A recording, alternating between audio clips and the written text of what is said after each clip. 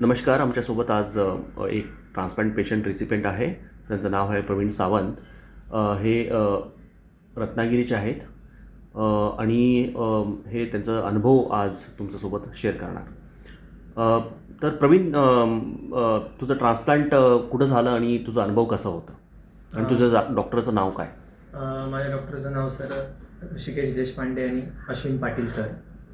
आणि माझं transplant Jaslok hospital इथे झालं, व्यवस्थित झालं. आणि पहिल्यापेक्षा मी आता व्यवस्थित स्टेबल आहे.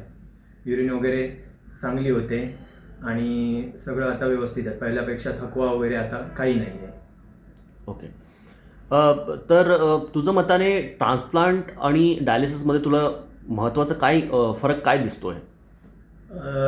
महत्त्वाचा फरक म्हणजे सर ट्रान्सप्लांट केल्यावर एकदम पहिल्यासारखं वाटतं आहे. ज्यावेळी डायलिसिस चालू होतं त्यावेळी खूप वीकपणा येत होता आणि त्रास होत होता दररोजचा. पण ट्रान्सप्लांट केल्यावरती आता डायलिसिस पण माझं बंद झालं आहे आणि व्यवस्थित आहे. ओके. तुला किडनी कोणी दिली? मला किडनी माझ्या वडिलांनी दिली.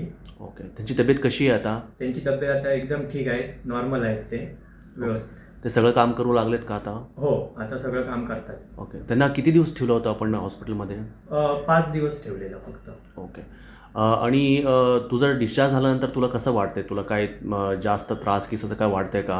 आता मला काही त्रास नाही आहे सर. पहिला त्रास होता. डिस्चार्जच्या नंतर काही प्रॉब्लेम नाही आहे, सगळं व्यवस्थित आहे.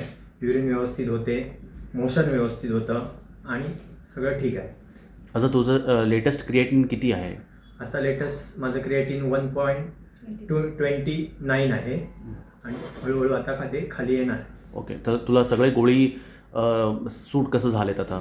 आता पहिले थोडा 2-3 दिवस त्रास झालेला गोळ्यांचा.